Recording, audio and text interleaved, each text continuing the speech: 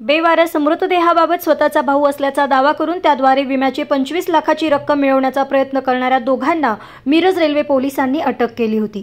त्यांना न्यायालयाने 7 दिवसांची पोलीस कोठडी दिली होती। पोलीस कोठडी संपल्यामुळे त्यांना बुधवारी पुन्हा न्यायालयात हजर करण्यात आले। यावेळी न्यायालयाने दोन्ही आरोपींना न्यायालयीन कोठडी दिली आहे। यावेळी बजरंग बेलदार यांच्या नावाने बोगस आधार कार्ड तयार केल्याचे पोलीस तपासात निष्पन्न झाले आहे। बोगस नावाने विमा पॉलिसी वृत्त उतरवून बेवारस मृतदेह विमाधारकाचाच असल्याचे भासवण्याचा धक्कादायक प्रकार रेल्वे पोलिसांनी उघडकीस आणला होता।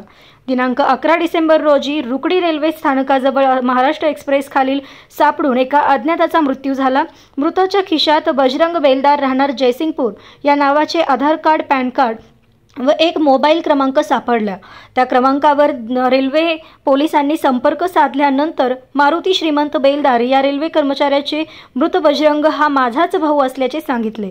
मारुती बेलदार व श्रीमंत मछले या दोघांनी येऊन मृत हा बजरंग बेलदारच असल्याचे सांगून मृतदेह ताब्यात घेऊन रातोरात त्यावर अंत्यसंस्कारही केले।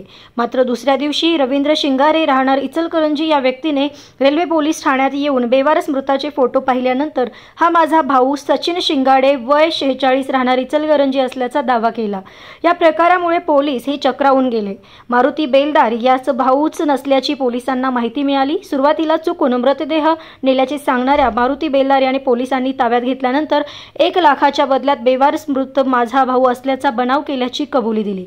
मारुतीचा साथीदार प्रीतम कांतीलाल मछले राहणार जयसिंगपूर चौकशीसाठी ताब्यात घेतल्यानंतर हे बोगस विमा प्रकरण उजेडात आले। मछले व त्याच्या साथीदारांनी रेल्वे कर्मचारी मारुती बेलदार यांच्या बजरंग बेलदार या अस्तित्वात नसलेल्या भावाच्या नावाने काही महिन्यांपूर्वी 25 लाखाची विमा पॉलिसी केली होती। या विमा पॉलिसीची रक्कम मिळवण्यासाठी ते बेवारस मृतदेहाच्या शोधात होते।